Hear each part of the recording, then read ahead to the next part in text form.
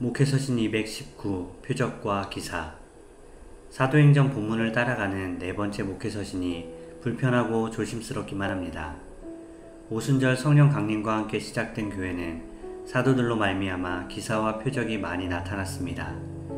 성령이 임하는 곳마다 사람들이 방언을 말하고, 성전에서 구걸하던 못 걷게 된 이가 걷고, 병들고 귀신에게 괴로움받은 사람들이 나음을 얻고, 주의 사자가 옥문을 열어 갇힌 사도를 끌어내고, 선지자는 성령으로 흉년을 말하고, 8년 동안 침상에 누운 중풍병자가 일어나고, 사도를 대적하고 믿지 못하게 힘쓰던 사람이 맹인이 되어 보지 못하게 되고, 오늘도 나면서 걷지 못하게 되어 걸어본 적이 없는 사람이 일어나 걸었습니다.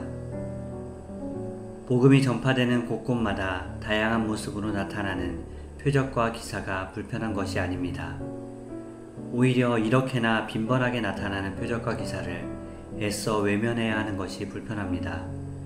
글로 남겨지고 누구에게나 공개되는 목회서신이 불필요한 논쟁거리가 될까 조심하며 표적과 기사를 없는 일처럼 다뤄야 하는 것이 불편합니다.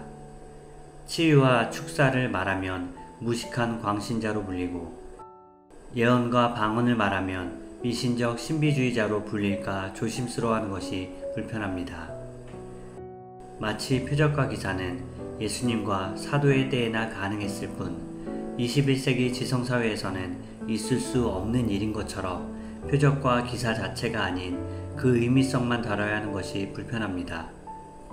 지금도 교회로 표적과 기사를 행하게 하시는 성령의 역사를 조심스러워하는 것이 불편하고 죄송하기만 합니다.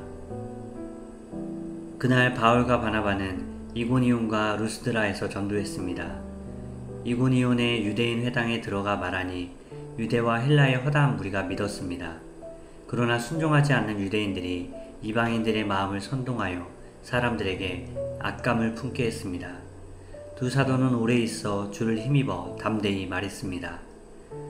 주님께서는 그들의 손으로 표적과 기사를 행하게 하여 주사 자기 은혜의 말씀을 증언하셨습니다. 그 시내의 무리가 나뉘어 유대인을 따르는 자도 있고 두 사도를 따르는 자도 있었습니다. 두 사도는 오랫동안 거기에 머물면서 주님을 의지하여 담대하게 말하였다. 주님께서는 그들의 손으로 표징과 놀라운 일을 행하게 하셔서 그들이 전하는 은혜의 말씀을 확증하여 주셨다. 하나님께서 교회를 통해 행하시는 표징과 놀라운 일은 교회가 전하는 은혜의 말씀에 대한 하나님의 확증입니다. 우리에게 복음이 이른 것은 말로만 이른 것이 아니라 능력과 성령과 큰 확신으로 된 것입니다. 우리의 복음 전파는 설득력 있는 지혜의 말로 하는 것이 아니라 성령의 나타나심과 능력으로 해야 합니다. 21세기 지성사회에서도 우리가 은혜의 말씀을 전할 때 성령은 역사하십니다. 우리가 복음을 듣고 믿게 된 것은 지혜의 말에 설득된 것이 아니라 성령의 내적 확신과 외적 나타나심으로 확증되었기 때문입니다. 말씀으로 성령의 나타나심과 능력을 제한하지 마십시오. 성령의 나타나심과 능력으로 은혜의 말씀이 확증되는 것을 기대하고 사모하십시오. 한낱 사람의 말에 불과한 우리의 전하는 말씀이 믿음과 큰 확신을 가져오도록 성령의 나타나심과 능력을 더욱 간절함으로 구하십시오. 특히 몸과 마음이 아픈 이들에게 치유의 역사가 가득하게 임하길 기도하고 또 기도하십시오. 두 사도의 담대한 선포와 하나님이 행하시는 표적과 기사에도 불구하고 모욕하며 돌로 치려고 달려드는 이들이 있었습니다. 두 사도는 그 일을 알고 도망하여 복음을 전했습니다.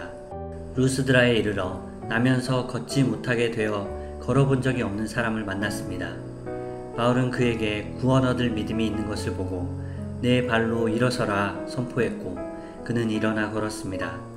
이 일을 본 무리가 하늘에서 신들이 사람의 형상으로 내려왔다며 바나바를 제우스라 하고 바울을 헤르메스라 했습니다.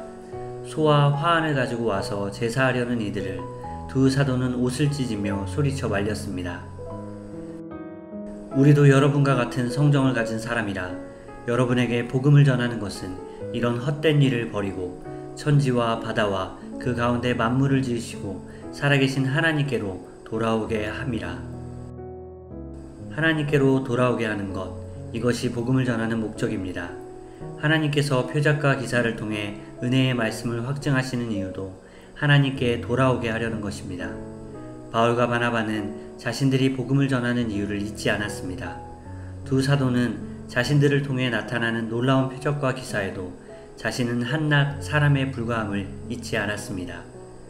표적과 기사는 선포한 말씀을 확증하시기 위해 하나님께서 행하신 일일 뿐입니다. 말씀 선포와 동반되는 표적과 기사는 그 일을 행하는 사람을 우상화할 위험성을 안고 있습니다. 그 사람을 통해 표적과 기사를 행하시는 하나님, 곧 성령의 나타나심을 보지 못하기 때문입니다. 아마도 표적과 기사를 부정하지 않지만 소극적인 태도를 취하는 많은 분들이 특히나 이 부분을 염려할 것입니다. 자주 먹을 기회가 없지만 복국을 좋아합니다. 복어는 치명적인 독을 가졌습니다. 그래서 전문적인 자격을 갖춘 요리사가 아니면 함부로 요리해서는 안 됩니다. 복어는 위험합니다. 그러나 잘 준비된 전문 요리사가 미나리와 함께 끓여낸 복국은 최고의 보양식입니다. 표적과 기사도 마찬가지가 아닐까요? 미숙하고 어리석은 이들에겐 우상화와 미신적 신비주의라는 치명적인 독이 될 수 있지만 하나님의 손에서 다스려진 이들에겐 더없이 복된 은혜가 될 수 있지 않을까요? 표적과 기사는 하나님께서 교회를 통해 선포된 은혜의 말씀을 확증하시는 성령의 나타나심입니다. 2021년 8월 6일 금요일 아침 권종열 목사. 사진, 맑고 아름다운 사해. 누가 이토록 맑고 아름다운 곳을 죽음의 바다라고 했을까? 직접 체험해보기 전까지는 어디선가 들은 이름대로 죽음의 바다, 저주받은 땅으로 생각했습니다. 그러나 그곳에는 죽음과 저주가 아닌 또 다른 생명과 은혜가 흐르고 있었습니다.